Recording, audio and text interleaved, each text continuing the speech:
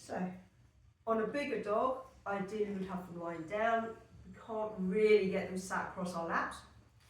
So make sure you've got a nice big enough space that they can stay nice and calm, nice and comfortable, and can relax. We're going to start off with our effleurage or our stroking technique.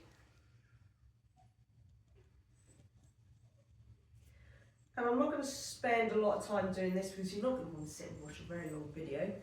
So we're just going to run through this quickly. But again, this should take about 5 to 10 minutes per limb or per area of body. It's warming up those tissues, it's improving the circulation, it's starting to allow for that relaxation process of the massage. At this point, endorphins will start kicking in, so we're going to get our happy hormones, so our serotonin and our dopamine.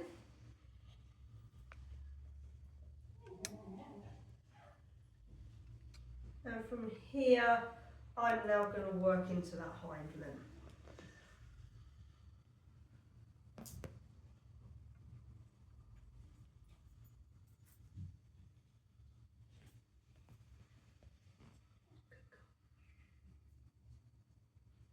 Give her a second to relax and settle again if she needs to. Dogs aren't very good at sitting still for any length of time. They don't necessarily understand what we're asking them to do, so just allow that dog a little bit of time just to reset itself. From here, I'm going to carry on with my stroking into the hind limb. There, she's getting more settled now.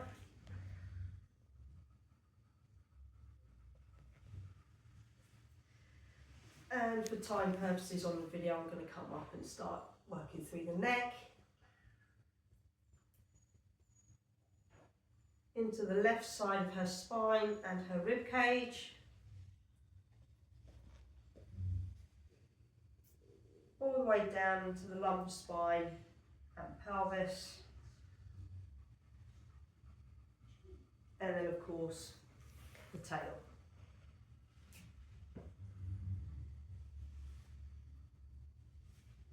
As you will have noticed, at no point have I actually taken my hands off the dog. I've allowed myself just a little bit of space to move around my own centre of gravity.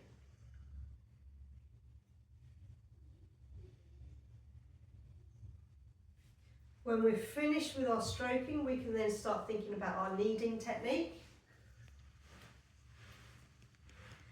So again, we're going to come from the bottom of the limb up towards the elbow, and here I'm actually using both hands now.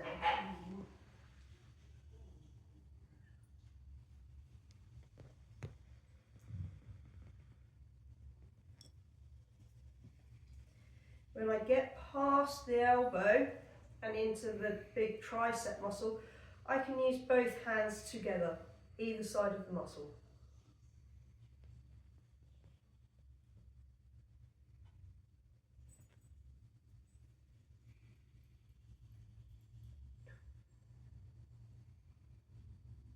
Coming up through the deltoid into the trapezius, I'll just stroke through the dog and come back down to do the hind limb. Again, I'm working with one hand at a time, supporting the knee because she's slightly sat up. Don't want any damage through any other joints. And again, as I get past the stifle on a big dog, I can use both my hands here to work through the quadriceps and the vasti group, and then obviously this side with the hamstrings.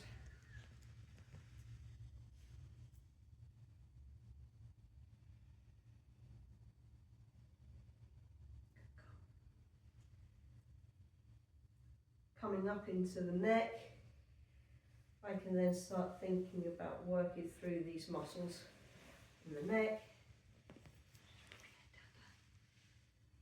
And here I might want to use just one hand and just give her a little bit of a supportive, reassuring hand with the other, or I can use both hands together.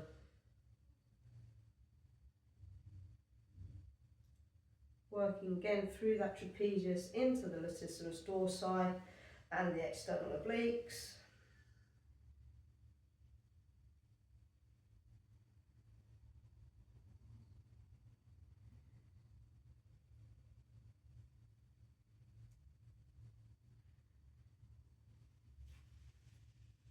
Into the lumbar spine, into the pelvis, and then into those tail muscles.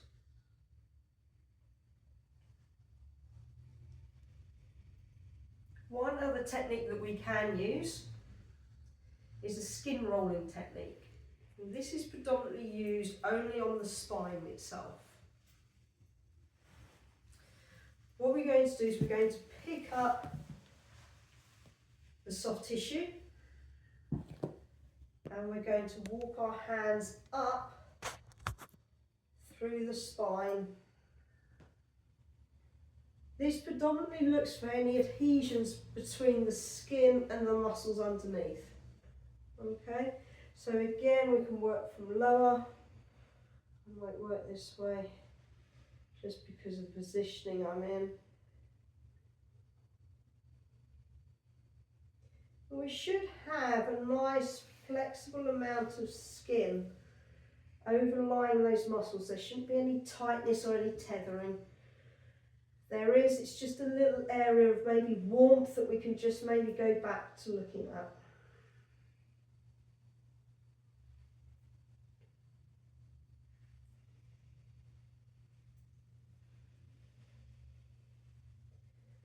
So just having found a nice little area of tightness here,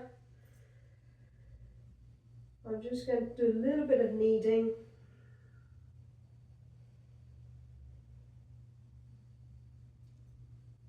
Just to see if that loosens it off. So come back and we'll just have a quick reassessment, see how that feels now.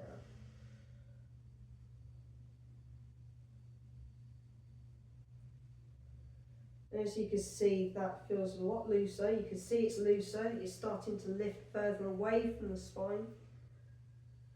So we've already made our improvement.